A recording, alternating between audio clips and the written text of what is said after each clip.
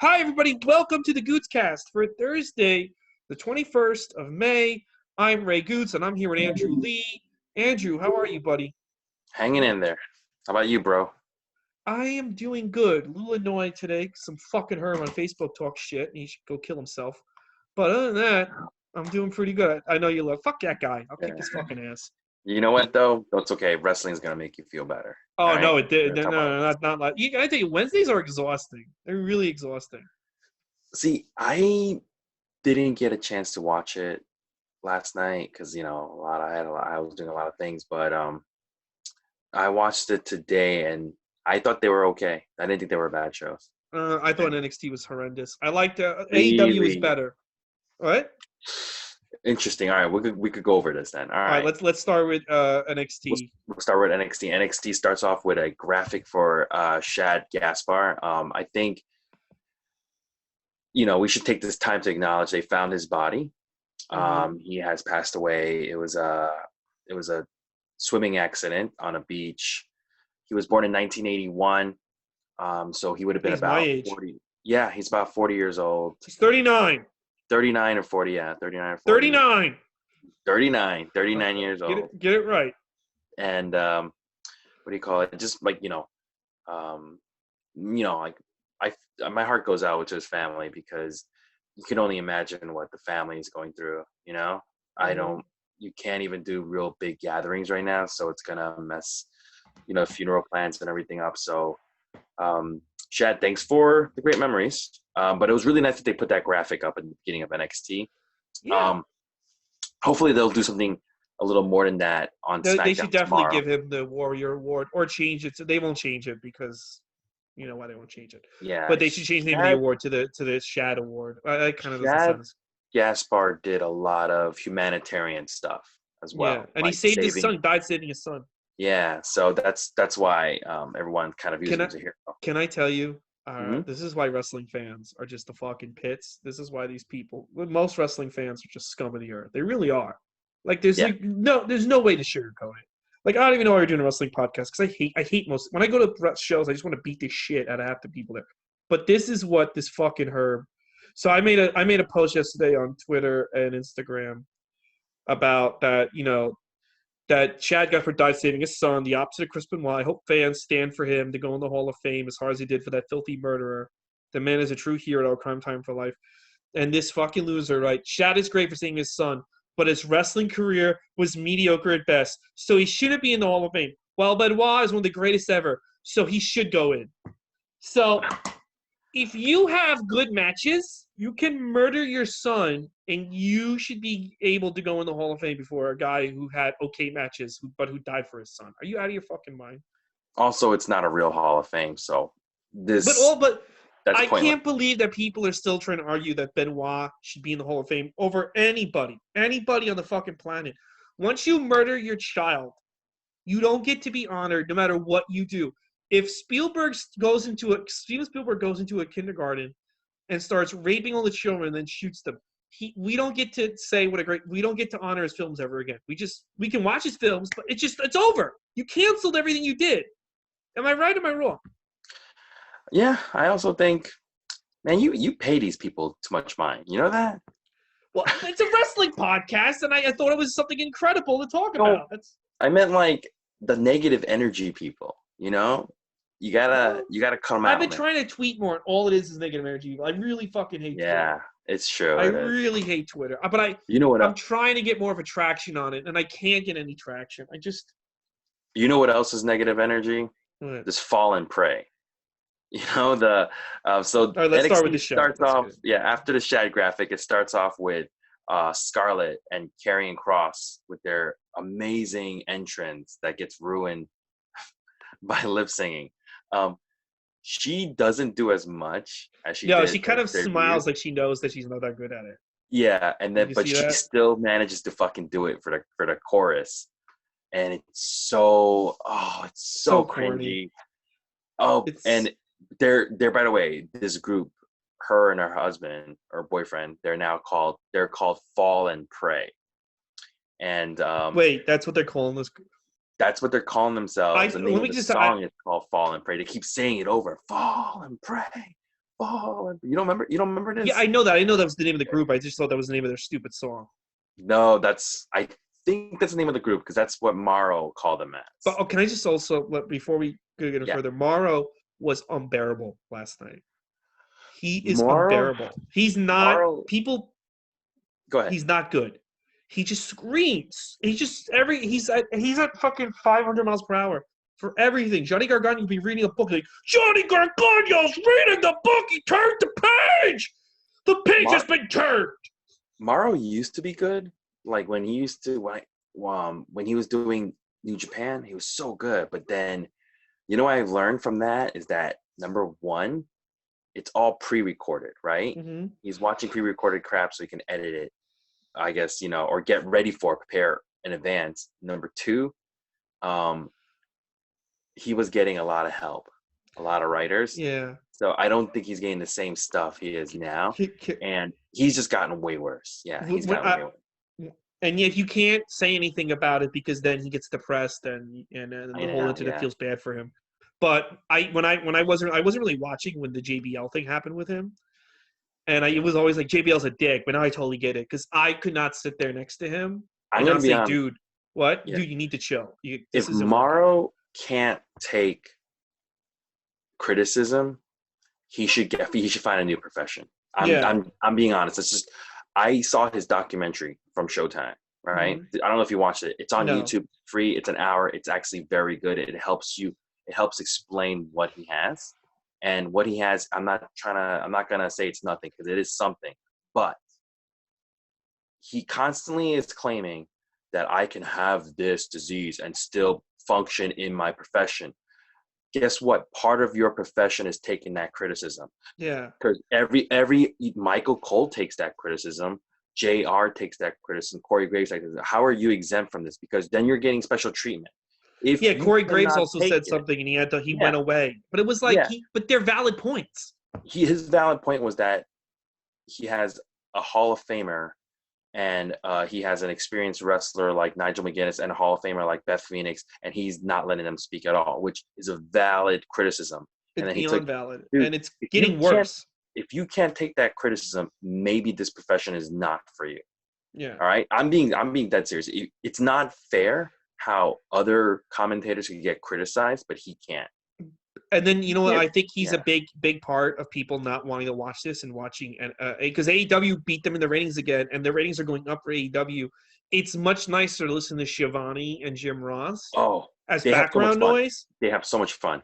Than it is this guy, because this guy is just yelling, and he's Mamma Mia, and he's just yelling stuff. And it's one thing when there's a crowd and like people are getting into it, I get it. But when there's no one in the room, there's no reason to scream and yell. There's nobody there right now.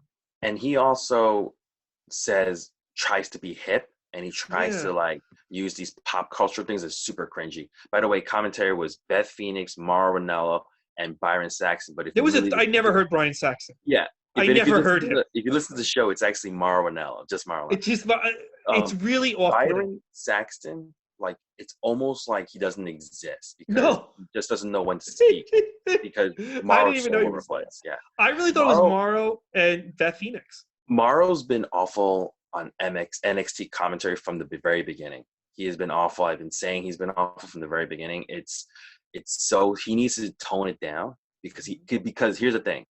He is a good commentator. He's proven it that he is. Yeah, he could be really good. He just has no reins on him.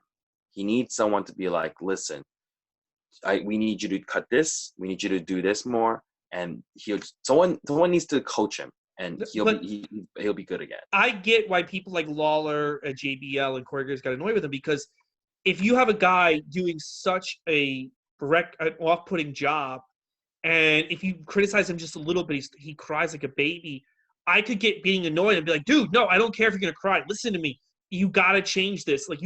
This is like turning people off, and I feel like the internet has his back. But I think if you're a regular person and you tune on, that voice is just.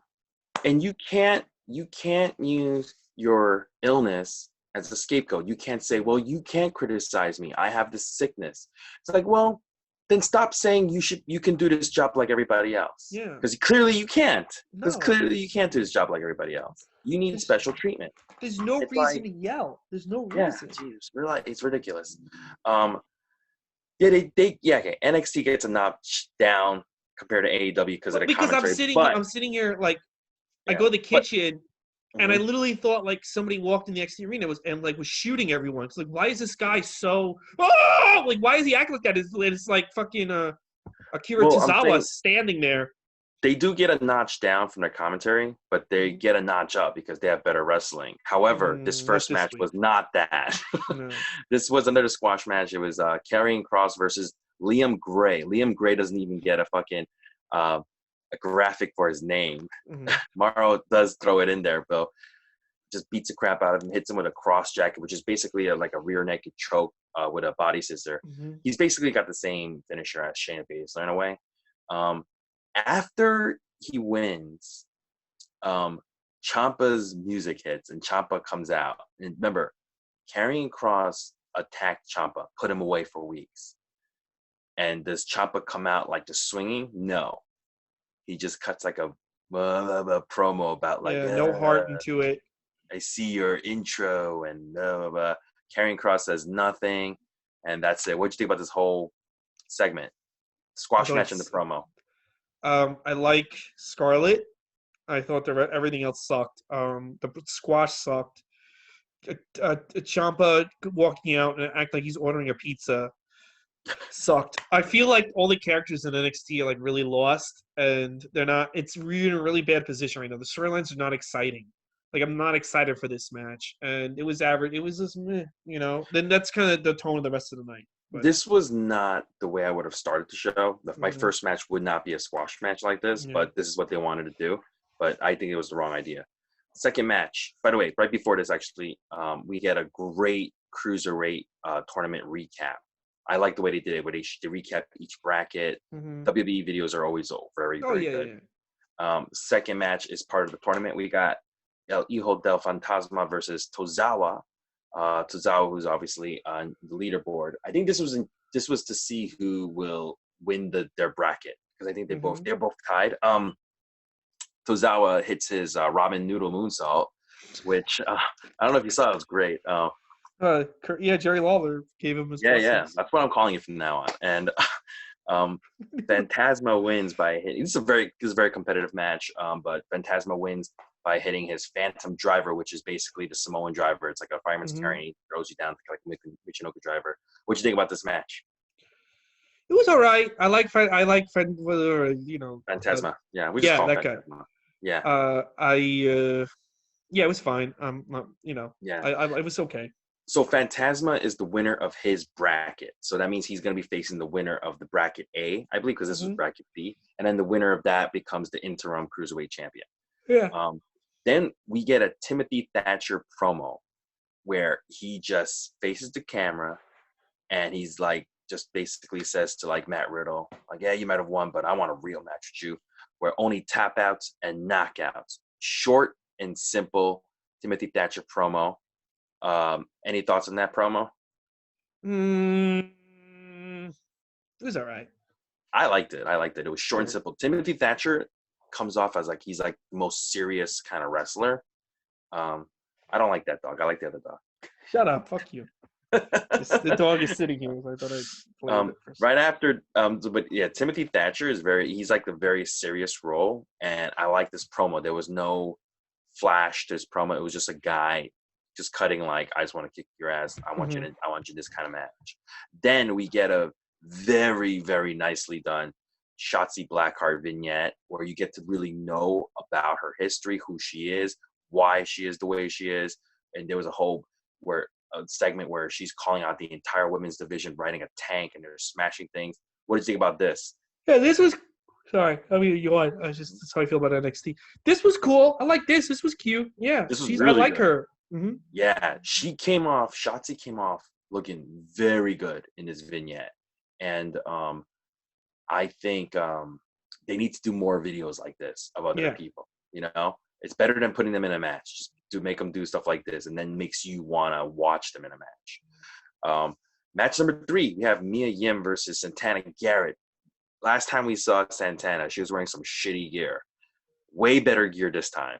I Okay. thought not too much crappy I'm always a colors. fan of Santana Garrett. So. Yeah, I like Santana Garrett, but man, she had some shit gear last time.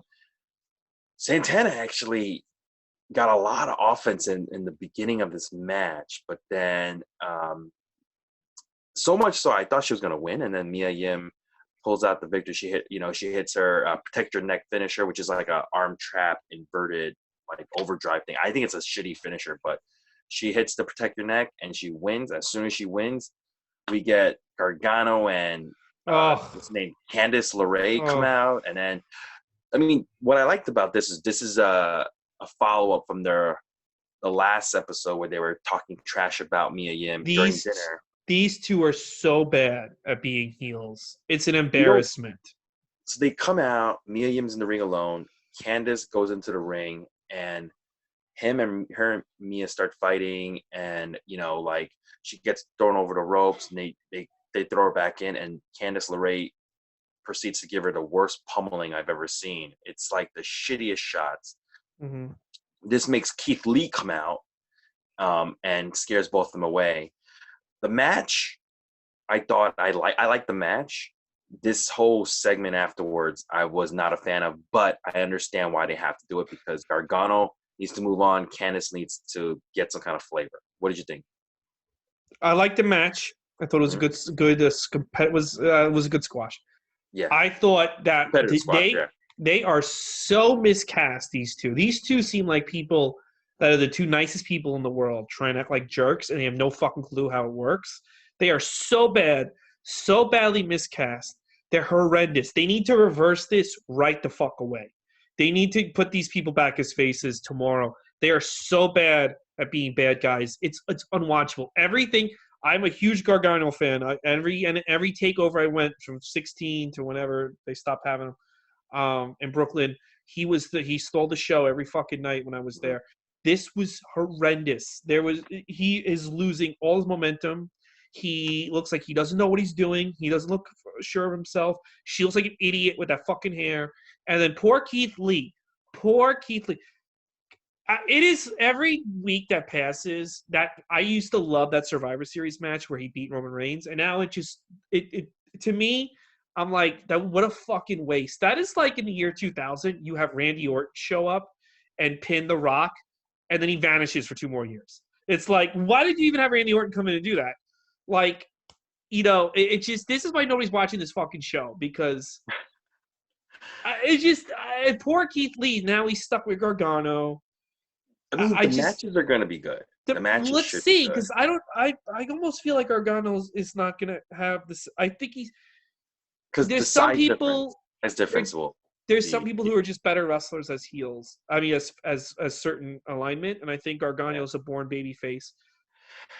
I don't like Gargano and Candice LeRae as Well, heels. They're not. It's you know not why believable, but mhm.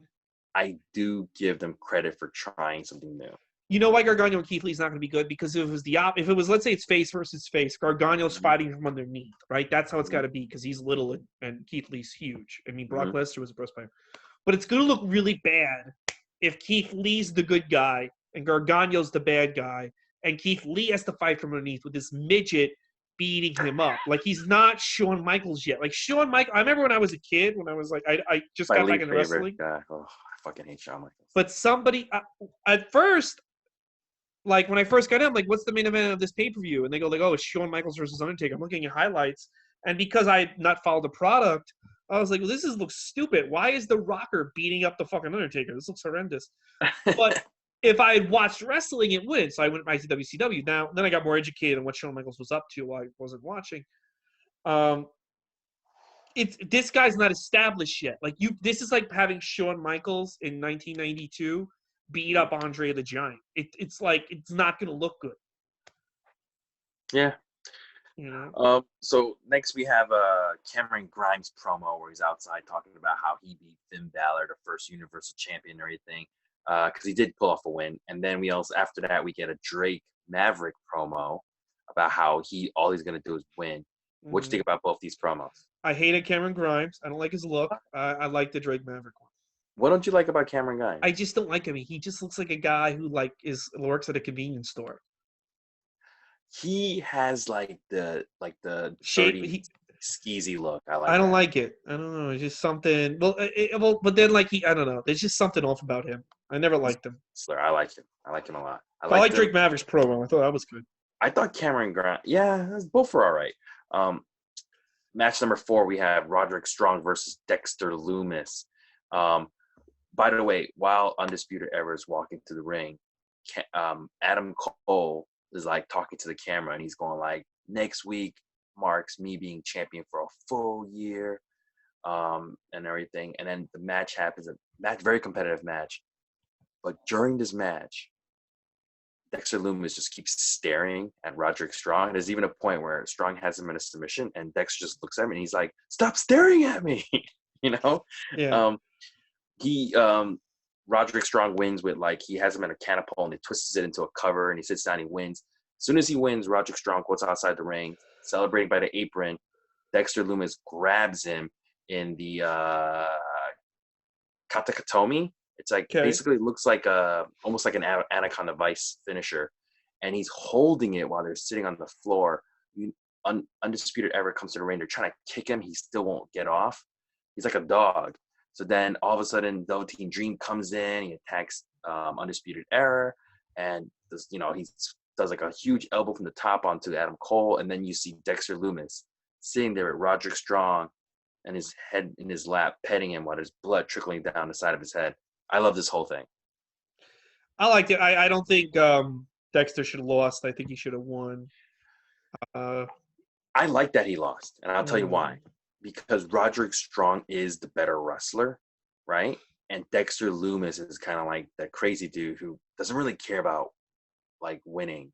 Because he was taking hits, he's not even hitting back. He's just getting hit after hit, and he's just like rubbing his chest like a pervert, right? mhm. And as soon as he loses, he doesn't do that whole like, "Oh, how did I lose?" As soon as he loses, he basically goes and just like molests like Roderick Yeah. Strong. Like I, I like this whole thing. It I made think sense. they need to like make Dexter Loomis stronger. I think I think he is the character I'm most interested in on this show. Everyone else is kind of like floundering. Um, I hopefully at Takeover they give him something good to do.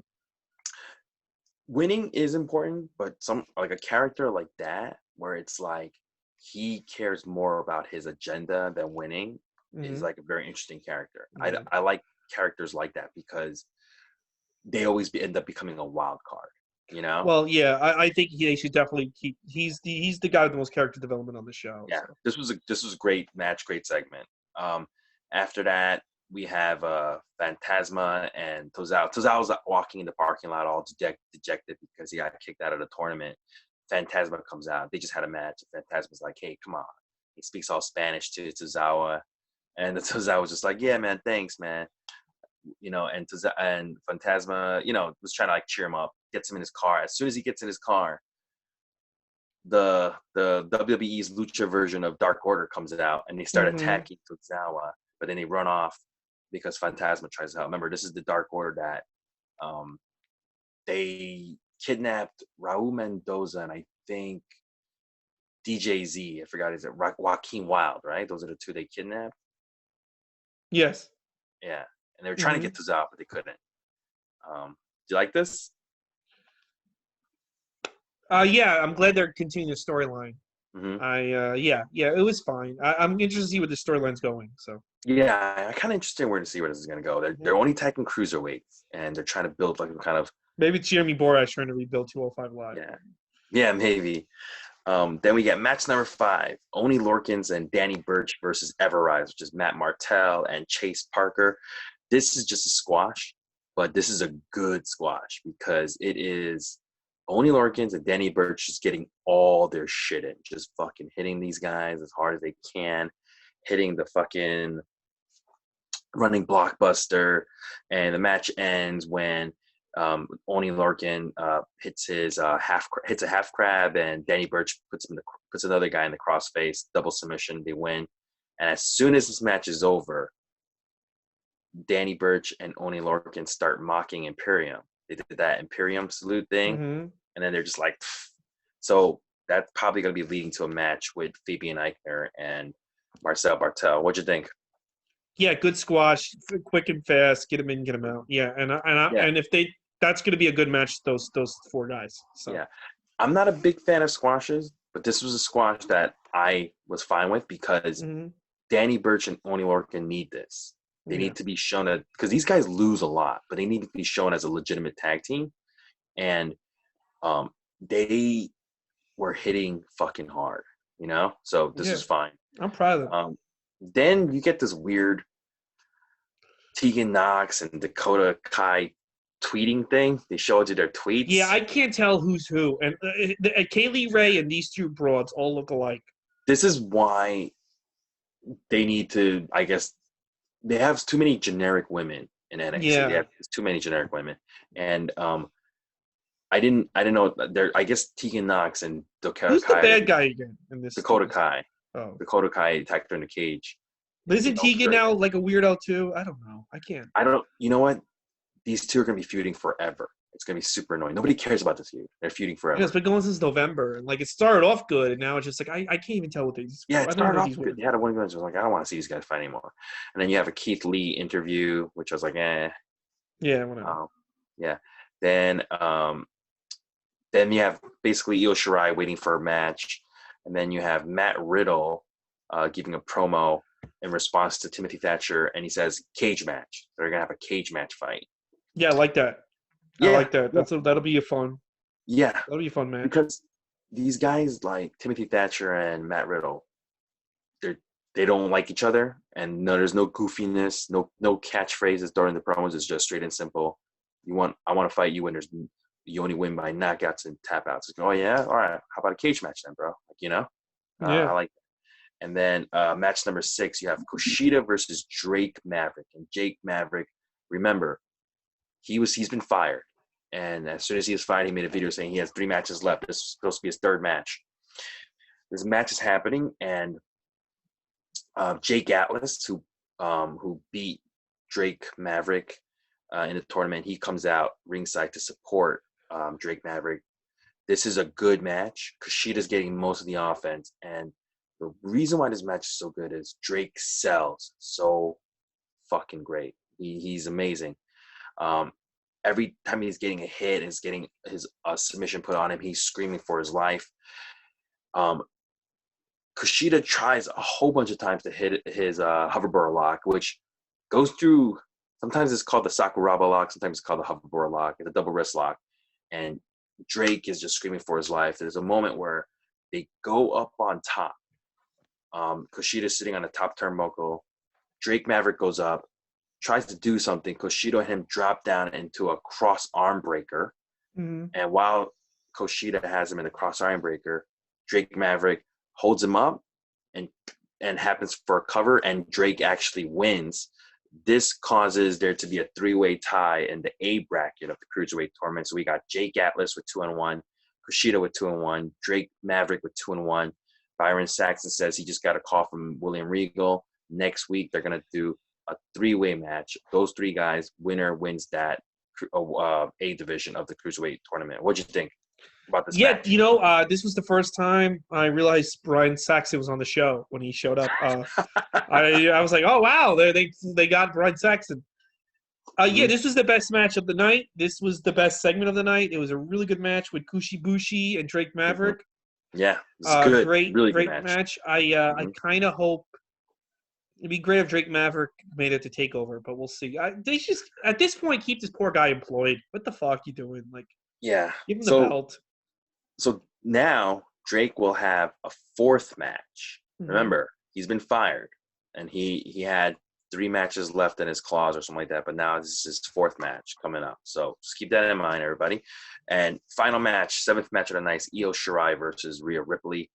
This is a good match. It starts off good, and a lot of back and forth.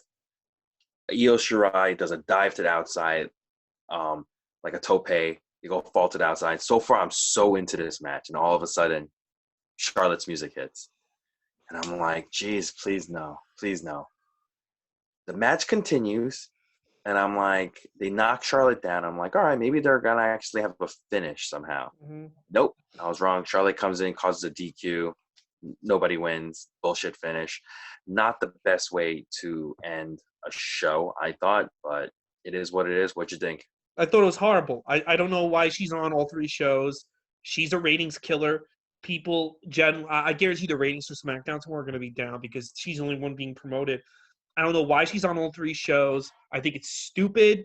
I think that it was a horrendous ending. Any goodwill they have from that match was gone. And look, people now know that Charlotte is just going to always, it's not heel heat. It's literally, if people have a choice between NXT with Charlotte and AEW, they're going to watch AEW. I like Charlotte in the ring. I think she had the best match in 2018. She doesn't need to be on all 3 shows. Even if you had Becky Lynch on all 3 shows when she was fucking hot, shit, it would people get annoyed and sick of her. There's no reason. Nobody has ever been on all 3 shows when WWE, no one's ever been on Primetime Wrestling, WWE Superstars Wrestling Challenge. Nobody. This goofy bitch is on all 3 shows. She just does the same shit every show. There was no reason for her to be in. There was no reason to. I get what they're going for, but then she should have been on Raw. She should have been on Raw. It's just too much of her, and I think it's turning people off. Yeah. There's a lot of other things turning people off on these 3 shit shows they're producing, but I think she's a big part of it. Yeah. So next week on NXT, the matches so far announced are the 3-way cruiserweight tournament match. Jake Atlas versus Kushida versus Drake Maverick, and the Matt Riddle Timothy Thatcher cage match. And the first match they announced for the In Your House takeover will be Karrion Kross versus Tommaso Ciampa. I like NXT because there was 2 really good matches on it, and they moved a lot of storylines forward. It wasn't the same old shit, so I like that. I liked only 1 match, and I didn't think they moved. I think it's still very slow. It doesn't have any Strong energy versus to Loomis? it. What?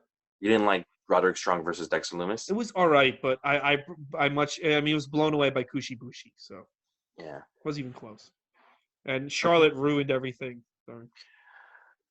I like that they moved a lot of storylines. That's they're getting a lot of things going. Look, here's the deal: when they did the whole thing at Royal Rumble, where Charlotte, the NXT champ, was like, "What about me?" and Charlotte, I think that was a great idea, but they should have just kept Charlotte on NXT, so that way people on Raw and SmackDown could be the only way you can see Charlotte is on NXT.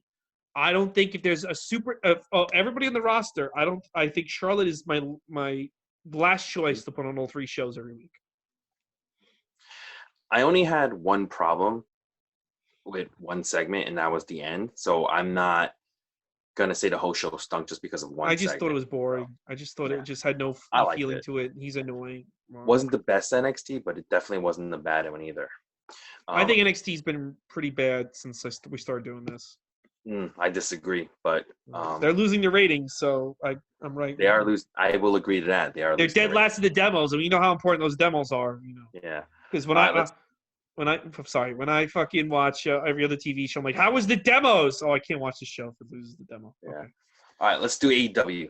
AEW comes to us live. It is live. They start off with a Double or Nothing video package, hyping up the matches that are coming up because it is this Saturday. By the time you're seeing this podcast, it'll be Friday. It'll be 1 day away. Hey guys, I'm going to be doing a Double or Nothing post show with Kyle Lewis. Andrew Lee, unfortunately, has no money, so he can't. I will not be shelling out $50 for a pay-per-view that's headlined by Moxley versus Brody Lee. All right, and then the other match, Dustin Rhodes versus Tyler, whatever the fuck. Tyler Breeze.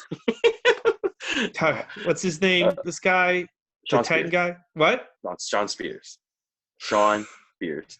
How do they have the balls to charge $50 for this fucking card for this trade face? Exactly. So we got JR, Excalibur, and Tony Schiavone on commentary. It starts off with there is a limo pulling up, and Alex Marvez is trying to interview him. It's the inner circle. They all come out and they all take turns shitting on him. And I thought I like the last part where Ortiz steals Alex's tie pin. Yeah. And he goes, "This might be worth something," and he takes it. Did you like this little opening video? Yeah, I liked it a lot. It was good. Yeah. Better than Cody Rhodes pulling up his car halfway. Yeah. First match is Moxley versus 10 from the Dark Order. Before this match starts, Dark Order comes out. You got 10, you got Brody Lee, and you got John Silva, and you got Alex Reynolds. Still no Evil Uno Yeah, and they're in Canada. They they're can't. in Canada. That's why they Yeah. can't come. Brody Lee cuts a promo before this match begins. It's yada yada yada to me. This is basically a squash match, but 10 did hit one really cool move, which was like the ripcord cutter. But then Moxley hits a paradigm shift, a gotch power driver, and then a paradigm shift again. He wins, and then he basically calls out Brody Lee on the microphone after the match. And then as he's leaving, what I noticed was really interesting was as he's leaving, he makes eye contact with Sean Spears, who's in the audience, and he tries to like motion, like you want to say something, probably trying to get something going for the future. And Sean Spears, like a dumbass, didn't really notice it until it's too late. Yeah, I saw that. Yeah. I saw that. I like the match. I like John Moxley in this segment. Brody Lee is really bad at talking. He's really, really bad. I don't think this should have opened the show. Me neither. Yeah. But I don't think Brody Lee. They gotta get him out. They've got to get him out of this role. He's not good. He is not good. He's not good. He's really bad at talking. He's not a talker. I don't understand why both shows started with a squash match like this, but I think it's the wrong way to start a show. Well, I like the match. I thought John Moxley, and I like John Moxley like breaking Ten's arm. I thought that was cool. They got to abandon. Yeah. They got to abandon this Dark Order shit. They just got to abandon it after Sunday. That's right. Basically, what happens is he calls out Brody Lee, and Brody Lee says he's not gonna come, so he just smashes. He basically gives like a one man concerto on Ten's arm. Yeah, it was all right. I just don't like the way this begins. I don't think this should be in the beginning of the show. This is my opinion. Yeah, no, you're right. I would have ended the show with it. You know, they're kind of like, you know, like when I wasn't really Jericho was doing commentary, I kind of just gave up on watching the show. I was just doing other things, and we weren't doing this podcast covering it yet. I kept thinking, why is the champion doing commentary? I kept forgetting that John Moxley is the champ, because they still are putting so much emphasis on Cody and the Elite and the Inner Circle. And I'm just like, if you're going to put this much focus on these guys, one of them should have the belt, not John. He's kind of being treated like an afterthought, just like he was in WWE. And I think he should have. I don't know. I would have had him fight Sammy Guevara or MJ, WC. Yeah. So basically, this would be the main event in the pay-per-view on Saturday, and the storyline is Brody Lee, formerly known as Luke Harper, stole John Moxley's AEW title. So Brody technically, Lee, in a way, John Moxley, even though he's champion, he's fighting for his title.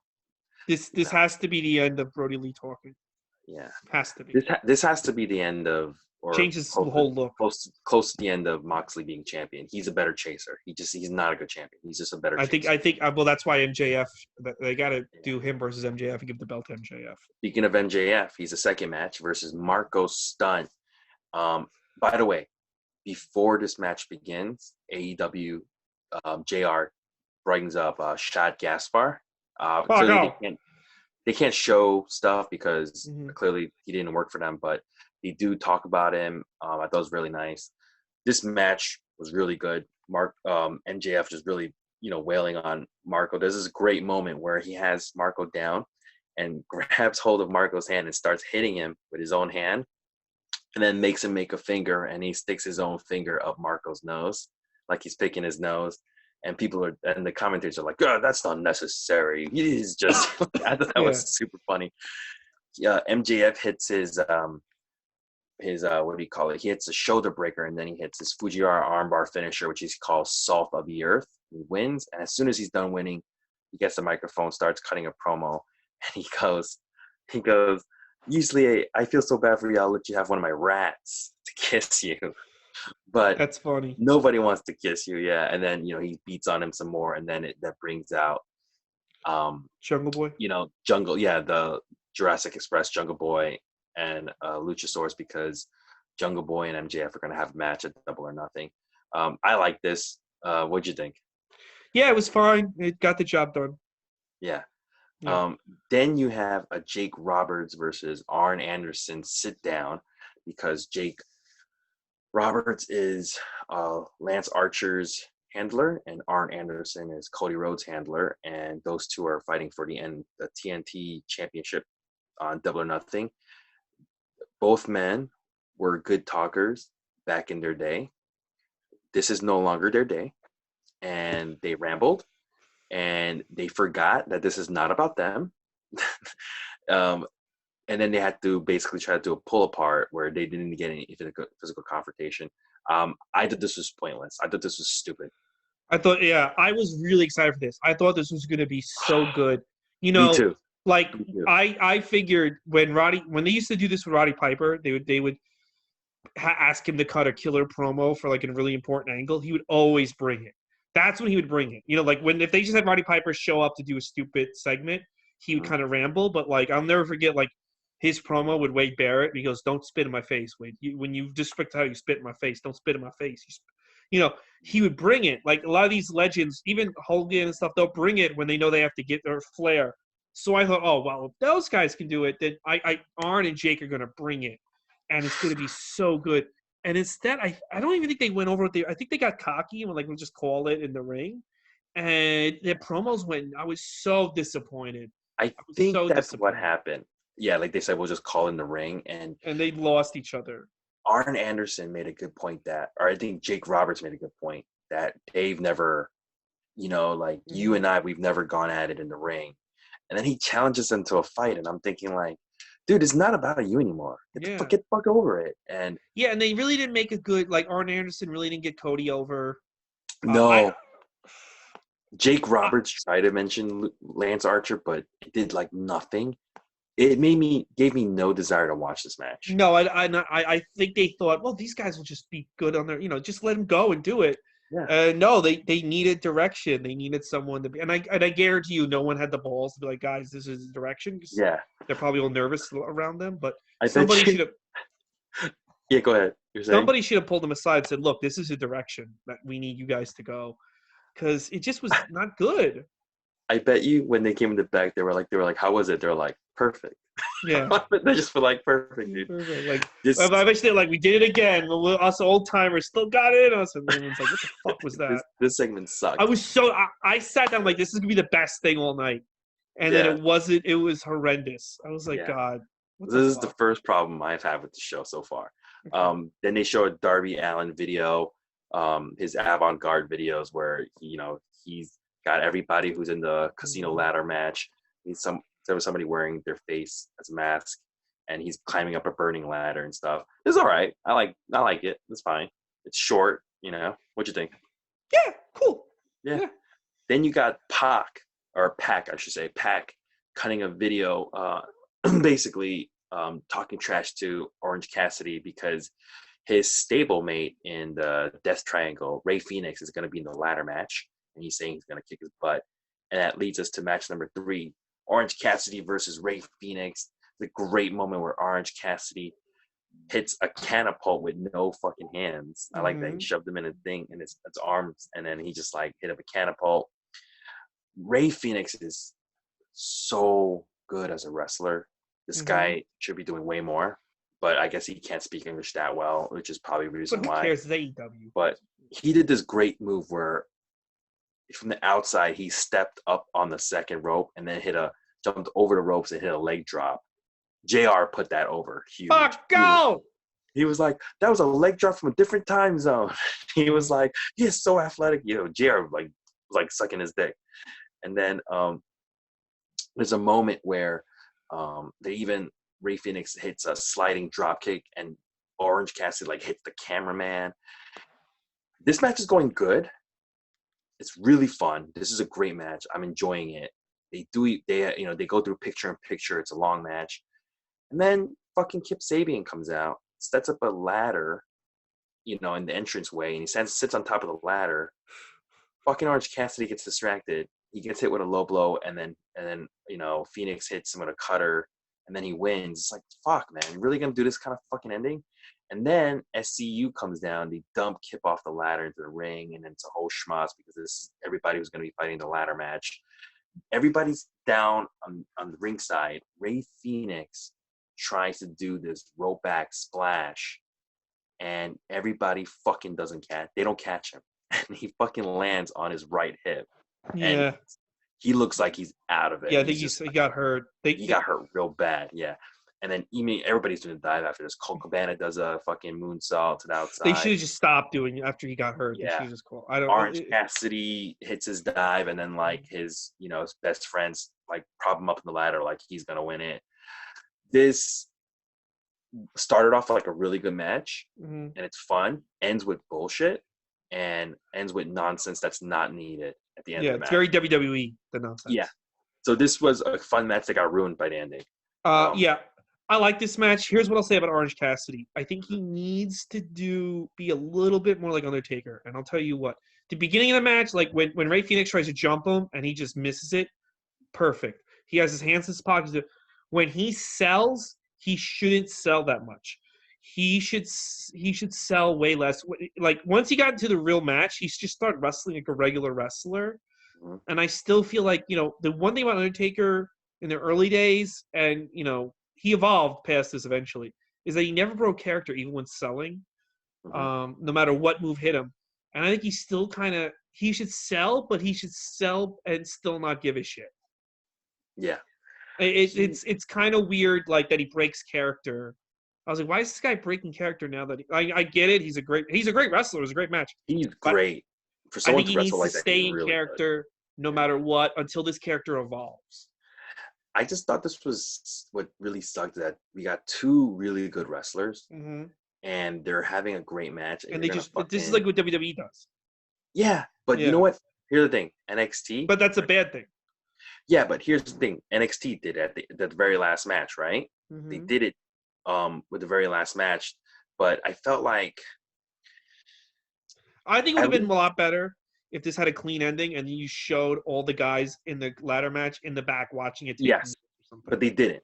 They didn't. They did this. Now, here's the thing. Remember, we just talked about how Io Shirai and Rhea, that happened the same thing happened with that, right? Yeah. But here's the thing with that match. That match was short. It didn't go that long before they did the bullshit, right? Yeah. This one was fucking long. They went through commercial break, and then they give you this bullshit.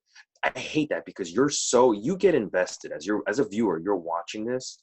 You're invested in it, and then basically they're giving you the big fuck you at the end of the match. Yeah. It's just like, oh, well, fuck you. Then. You know what? Am I gonna your fucking program? I'll give this to Russo because he said the same thing. Whenever there was bullshit in a match, he would not let the match go that long because it's better to get right to the bullshit. Why do a 30-minute match and then end with like DX sitting on everybody's face? You know what I'm saying? Yeah. If you're gonna do bullshit, you fucking better never do a fucking long match. It better be a 1-minute thing because you are pissing people off. All right. And then you hurt Ray Phoenix now for bullshit that nobody cared about. This is why I thought NXT was a better show, even though AEW was a lot more fun. AEW was better. No, we already seen 2 shitty segments. Okay. Here comes a third one. We saw a lot of shitty segments in NXT too. But Not really. Yeah, we did. Johnny Gargano. What were the shitty segments? Johnny Gargano. And the fucking the it was just boring. I'd rather like it was boring NXT. This was at least something to talk about. AEW, I will admit, is more exciting. It's more interesting. That's all I want. I want it to be exciting. NXT had better matches. Okay, and but they're boring matches. There was less bullshit happening. There was a lot of bullshit happening here. I like bullshit. Including this next match. This is the 4th match of the – no, it's not the 4th match. Yeah, this is the 4th match of the night. We got Chris Statlander. Oh, this is fucking horrendous. By the way, Chris Statlander is coming out to the ring, and she's booping everybody in the nose. And JR goes – he asks about, like, so you want to explain what that is? And I honestly am on JR's side, okay? This is what he's talking about. He doesn't know what the boob is, right? Yeah. Excalibur clearly knows what that is. When he's coming out and doing that, fucking explain it to the viewers at home, because not everybody is a fucking follower of the show. Somebody maybe is tuning in for the first time. Explain it, you know? How the hell is Excalibur still not understanding that this is his job? that like I don't. Yeah, because like I don't like these characters are, and this is the thing I would. This is why Vince didn't just let you take your shit from other companies and bring it over here, because the audience doesn't know. I don't follow this bitch on the independents, so I don't know why he does yeah. this boop thing. I don't know why SoCal Val or SCU Uncensored, why they have sure says this is the worst town we've ever been to. I have no Yeah. idea why he's walking, why Christopher Daniels is walking, strutting out. I don't know. So you've got to explain it. And if I don't know and JR doesn't know, why would the audience know? So yeah, you're Yeah. right. They fucking explain it. You know, when someone starts a new Mhm. thing, like when they started calling Kofi Kingston the Wildcat in the back in the day, fucking horrible name. But Michael Cole said, you know, a lot of fans, this was fake, he made it up. He said a lot of fans started calling Kofi Kingston the Wildcat. And it's like, all right, at least there's, okay, now we're supposed to call this idiot the Wildcat. No one did it, and they eventually dropped it. But at least he did an explanation. And that's the thing. It's like you have to tell people, like, hey, she's bopping people in the nose because she's a fucking retard. Okay, that's her gimmick. Yeah. And Because you know who knows the reason why? Excalibur. He Yeah, knows this. Tony shit. Schiavone And- doesn't fucking know. Yeah, and he's just sitting there, not saying anything. You're like, dude. He's probably annoyed at you. Oh, you don't know this? It was on PWG. Yeah, it's like, Excalibur, you're very good at your job. Like you're great on commentary, but can you fucking understand that this is not a goddamn like you're not performing for the fucking bingo hall indie show. You're performing on national TV. Mm-hmm. You need to explain it to people because not everybody tuning in is the fan. They're just tuning in, all right? Mm-hmm. But anyway, it's going to be Chris Statlander and Sheeta versus Britt Baker and Nyla Rose. And basically tag team match. The women are going to be facing each other. The match is happening. They go picture in picture, and there's a great moment in the picture in picture where there's no commentary where Nyla Rose tries to go for a tag and Britt doesn't want to tag in. She's like, no, I don't want to tag in to fight Chris Statlander, who's our opponent at Double or Nothing. And Nyla gets mad, so she like basically grabs Britt into the ring. They come back, and match is happening. Chris Statlander, I like her, but she's kind of, you know, she's not that much. She doesn't have a lot of experience. She misses an enziguri, very fucking huge miss. Then they do this double team move where Britt Baker's sitting in the corner, and they fucking they do double team, and they drop Nyla Rose right onto her right, Britt Baker's right leg. She looks like she's injured. She is now out of this match. She rose, they pull her into her corner, and she's done. Now it's just Nyla Rose versus the other women. Chris Statlander, I'll give her one thing. She's fucking strong. She had fucking Nyla Rose. Oh, yeah, that was impressive. Up, yes. on her shoulders and hit like a front electric chair drop, basically. And then Sheeta, there's even a moment where Sheeta and Hikaru Shida and Nyla Rose, they fuck up some kind of finish where they were like, she had him in a pin. And it was like that bridging pin where you have him covered and then the ref counts to 2 and then you both bridge out. And like it was like she didn't have the power to do it. So like I don't know who fucked that up, but it looked like Nyla Rose just like rolled out of there. Basically, Nyla Rose hits the sit out powerbomb, which she calls a beast bomb on Sheeta, and she wins. She brings a table into the ring, but then Sheeta gives her a superplex through the table. You know, hyping up their match at Double or Nothing. This match sucked. This is, by the way. It was very apparent that Britt Baker was hurt. Yeah. And she kept going, and Nyla Rose moved her. These wrestlers got to learn what to do when someone gets hurt. It's very apparent in this match how everybody there doesn't have a lot of experience, and nobody's really guiding them. Yeah. You've got to have more control over these people, because I think the way they did it, I knew when they did that thing, Britt Baker was hurt, and then she kept doing shit, and they had longer of a. No, she tried to do a suplex or something. Oh yeah, she did. No. And then Nyla Rose like dragged her over. It was just really corner. weird. Yeah, you shouldn't have dragged her like that. I just think they should have just abandoned ship and ended the match. I think they should have just had, and then like don't worry about it like that. And that I know it's hard because they're all inexperienced, but it's really bad. I think they're still in the mentality of like, you know, like if you're hurt, the show must go on, you know, kind of mentality. I don't need this show. It was a horrible show. Let's just Well, here's the thing with this. when I was watching this match and I Mhm. saw the 4 women in the ring, I was thinking like, if you take out, who's that girl, Riho, right? Mhm. Not including Rio because she's in a different country, she can't be here.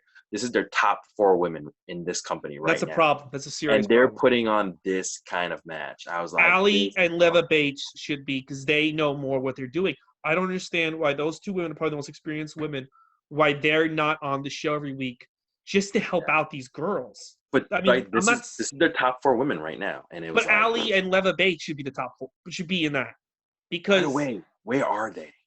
I don't know. I don't know why they hired Ali, made a big deal. Well, I'm not saying Ali is like fucking Chris No, Benoit, no, all no. right? I'm trying to say is like since the quarantine, where are they? Maybe they said not they don't want to come in, but Oh, I just would have Ali in the mix more because I've seen her wrestle. She wrestled Dan Barry at WrestleMania weekend. She knows what she's doing. She's actually not that bad. Why and she's gorgeous. Why is she not being pushed as the top person? Let's forget about the fact that she's hot as shit. She knows what she's doing. yeah, And a lot of these people don't know what they're doing. And as you can see, it's not they need to overhaul the women's division. It's not yeah. going well. This poor You still think AEW was a better show last night? Come on, dude. This is fucking I terrible. did it, but I enjoyed it. I'm shitting on everything, but I enjoyed it. I wasn't like fucking. I wasn't I bored. It went enjoyed by it too. faster.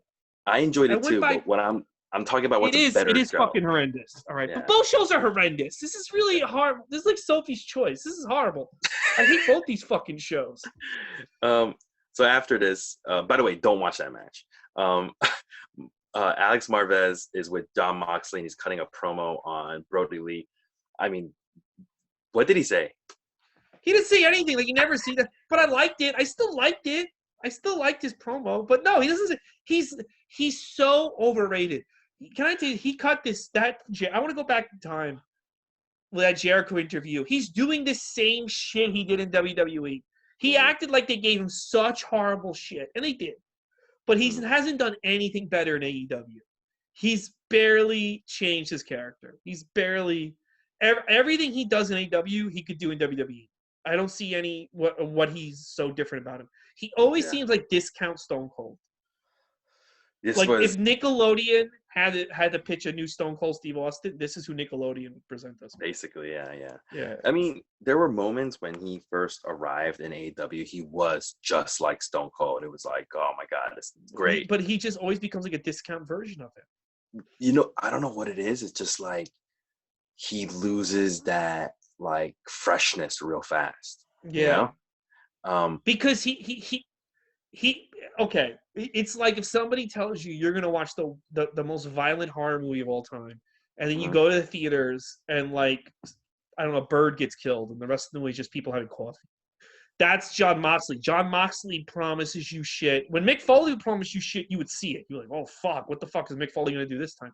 John Moxley promises you that shit, and then it's just him making goofy faces, and it's like, dude, like yeah, just him. I'm dangerous. I'm wacky. I'm Ugh, so my neck, wacky. I'm my out of. shoulders. You can't predict what I'm gonna do. You're gonna do nothing. All right. Normal person doesn't do this with their shoulders. I'm unhinged. I'm Like unhinged. Sometimes I go to the movies and I sneak into another movie. I shift my shoulders like the paradigm shift. This is a change. You're doing the same goofy. At least Jericho's different now. He's Yeah. just doing the same All right. stupid shit he did in WWE. So right after I'm this, we paying have. $50 for this fucking retard to wrestle. I know. See, you can see why I refuse to spend $50 on this garbage. Look, I got nothing better to do in my life at this point. I'm probably gonna die soon. So Right after this, we got Sean Spears doing like a CNN oh news god, kind of this segment called Sean oh. Spears News. I thought I liked this show. Now we're reviewing it. I'm like, oh, this is garbage. This was fucking horrendous. This guy, WWE was right about most of these fucking guys. This guy has no fucking personality outside of going 10. That's all he should have done. 10. Yeah. So Sean Spears is giving like a news broadcast about how Dustin Rhodes quit. He's retired. And this is where I found it really stupid. He goes, like the whole segment, you know, the scroll on the bottom and everything, it says, you know, breaking news, Dustin Rhodes quits, or retires, and it says finally. and he's talking about how like, oh yeah, no, like everybody, thank God he retired. It's so grateful that he retired. And then he goes, oh, I don't have a match at Double or Nothing. And then he goes, so you know what? I challenged Dustin Rhodes to a match. And they had to give it to me because I said it right now. And I'm like, you just spent like a minute or two telling us how everybody's thank God he retired. It was due for him to retire, but then you want him in a match? That to me that doesn't make any sense. No, it doesn't make any Like I sense. don't He's get it. horrible. You know what? You know what's again? He has no talent. He should go away. Stop trying to make this guy a thing. I don't understand. These are like Sunday Night Heat matches that you're charging $50 for. Yeah, $50 for Sean Spears versus Don't just don't have the pay-per-view. This is the best you can do. Dustin Rhodes, Sean Spears in pay-per-view at Double or Nothing on Sunday. Why are you shoving all your best workers in one match and then putting on Sean Spears versus Dustin Rhodes? No, two matches because you also have. I also don't understand it, like how he came to this logic. I just don't understand it. He was like, I was like, you know what it should have been? Wednesday night is such a fucking frustrating night because it's so much wrestling and all of it is just so fucking frustrating because it's like you have people like Dave Meltzer and people on Twitter like, hey, W, so much fun tonight, and literally they do everything wrong every fucking segment. And it's just so fucking people are like, hey, you're so fucking great. I just fucking hate everybody. This is, say what you want about Raw, but at least it's like just 3 hours. I don't know. I've had a problem with every segment since yeah, me too. And I Jake thought it was Roberts good. and Arn Anderson started talking. And I'm just like, straight I all the know, way. even the Dean Ambrose segment was fucking trash because Luke Harper could barely speak. yeah, it's very boring. It's just boring. It's boring. It makes no sense. And then we have Sammy Guevara, Matt Hardy video package. And then we have their fifth and final match. So by the way, if you're keeping track, score, NXT had 7 matches. AEW had 5 matches. And by the way, one of the 7 matches on NXT was a fantastic match. In my opinion, there was 2 really good matches, but I'll play benefit of the doubt. There's only 1 really good match. Nothing like that on this show. I still think Rey Fenix and Orange Cassidy had the best match. Not according to the ending. But anyway, Sammy Guevara, Matt Hardy having a match. There's this great moment in the very beginning, near the beginning of the match, where Matt Hardy takes Sammy Guevara's head and presses it up against the ring post. Oh, that was a good shot. And then he goes, open your eyes and look into your soul. And he's like stretching his eyeball. Matt tries to hit the twist of fate. Sammy counters it. It looks great. The way he countered out of it and then hit a low kick would look amazing. And then they go to picture in picture where there's no commentary, there's no, audio. And they show Sammy Guevara taking Matt Hardy's head and putting it up to the ring post, kind of like doing the receipt eye spot. But because it's on picture in picture, you don't hear what Sammy Guevara says. And I was like, fucking hell, that would have been great. But then they come back, Matt Hardy bites his toes. We get a really cool top rope springboard cutter from Sammy Guevara. Matt Hardy hits 2 twists of fate in this match where Sammy Guevara sells it like a maniac, where he lands on his head. But he hits that final twist of fate. Matt Hardy wins. As soon as he wins, he gets a chair to do more damage to Sammy when on the video screen you see the inner circle. They're in the football stadium where you got the inner circle, name on the fucking LED board. And then they've got Kenny Omega tied up to like the field goal post, and they're throwing water on his face, and they're like, yeah, we're going to beat this guy up. And then all of a sudden the Bucks return. The Young Bucks are there. Young Bucks, and they're all doing a melee with the inner circle. Matt Hardy comes in, but they're still a man short. And there's this great moment where, they're looking down the football field where everybody's fighting. And then all of a sudden you see somebody running all the way from the back, running towards, and they're like, who is this? And it's Hangman Page. And he comes in, clotheslines Jake Hager. And basically it's the Elite and Matt Hardy versus the Inner Circle at the stadium match at Double or Nothing. Hype this up. And as they pan away, they show that the words, the Elite is written on the grass. Good ending. I thought it was a fine ending. What'd you think? Oh yeah, the ending angle was good. I just don't know why Matt Hardy is wrestling a long match with Sammy Guevara and going Hmm. over him at this point. Yeah. They need to get Matt Hardy out of the elite. They need to stop having him have long matches. He needs to go to all sketches. He needs to be like he was in Impact, where he is constantly sketches and short matches. Yeah. There is no reason for him to be having these long fucking matches and going over guys who are 26, 25 years old. It's Yeah. got to stop. And um, I kind of feel the way they're using Matt Hardy and the way they're using Luke Harper, Brody Lee is kind of like how TNA would use these guys, where TNA would get Raven, and all of a sudden Raven would be going over AJ Styles and fucking Chris Daniels when he was like losing on Heat for like 2 years. And the same thing when Rhino left. All of a sudden Rhino's a champ, and it was like Rhino was barely on Raw, Yeah. like for 3 years, and now all of a sudden he's your fucking champ. So I feel like they're doing the same thing. And both guys can be tremendous additions to that locker room and end the show.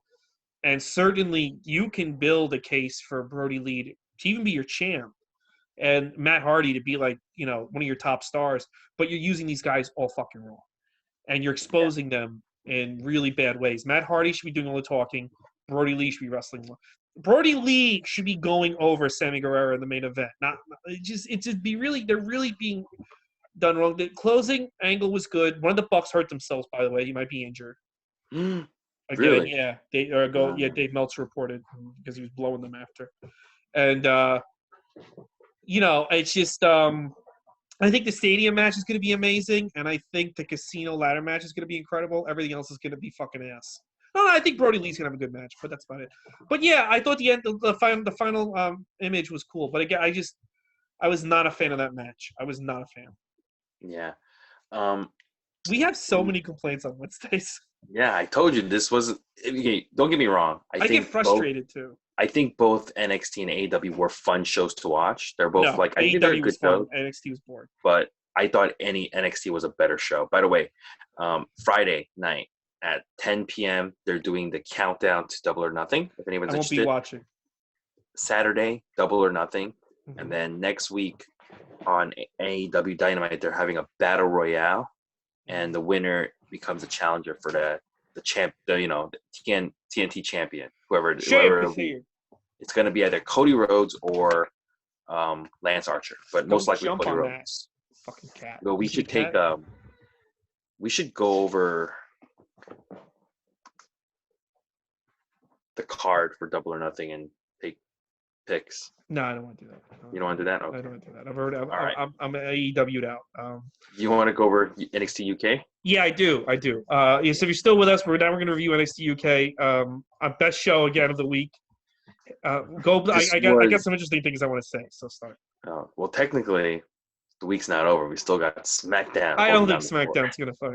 I have a feeling SmackDown's not going to be that great. Yeah, Charlotte Flair Bayley. This was a fantastic episode of NXT UK, right? 3 really good matches. Because this is like a digest episode where you get the whole like storyline. You get a whole year's worth of storylines in 1 hour. I had one big problem with it, but we'll get when we get to it. I'll tell you what my problem was. Okay, we start off. It's about the NXT UK Women's Title, and it's got a very short history. Most all their titles have a short history because it has been around a long time. Yeah, so it's very easy to sim through it. Basically, they show how Toni Storm was the first NXT UK champion, and they show one of her matches where she's defending against Jinny. This is on April 12th, 2019. This is a fun match. Jinny hits. This is one point where she hits one of her finishers called a facelift. Is basically she puts you in a turnbuckle, and then she fucking does like a split leg face buster down. It looks real fucking devastating. But Toni Storm had her foot on the rope. Toni Storm hits a power bomb, then hits her with her finisher, which is the Storm Zero, which is a Tiger Driver. Fun match. Toni Storm wins. What you think about this first one? Great. I love this match. This match was fantastic. Yeah, this was great. Yeah. Then next up, it's Rhea Ripley versus Piper Niven, and they show a brief history of how they got to this point. How Rhea Ripley was like, she calls herself the biggest force in the women's division, and Piper Niven comes in. This match takes place at, I think, the Download Fest on July 3rd, 2019. Good back and forth. Piper Niven wins with her version of the Michinoku driver, which she calls the Piper driver. It's fun. What do you think? I like this match, and here's all the other thing. I am very attracted to Piper Niven. I was like, wow, that's a fat chick I would have sex with. She's very, very pretty. She's very, very pretty. You know what I did during this match, because I was so attracted to her? I said, I usually say no to fatzos on Bumble. And I went on and I looked for heavyset chicks who look like Piper Niven. I'm like, well, there's got to be one in New York City. Watch me end up with a fat chick, and she watches this 6 years from now when we're about to get married. Like, you know, miss you dating me because you want to fuck some fat wrestler? I was like, yeah, fatso. What do you want from me? We're getting married. Ray Gootz's views and opinions are not the views and opinions of everybody on this podcast. You wouldn't have sex with Piper Niven if she was like, let's do it? I would, yeah. Okay, you love that type. She got big boobs. She's hot. I mean, what do you want from me? I mean, she's hot. Yeah. And so's Rhea Ripley. I like that match. No, that was a really good match. That was a really good match. Mm-hmm. Then they show the history of what's of the main event for tonight. It is the history between Kylie Rae, Piper Niven, and Toni Storm. These girls all used to be friends, and how when they all came into NXT UK, they just stopped becoming friends. Great video package. There's even a sad point where, each person's getting a chance to speak and tell their side of the story, like Toni Storm and Kylie Rae. But then when they get to Piper Niven, she's like, I'm hungry. She talked about Adrian Lionheart McCullen.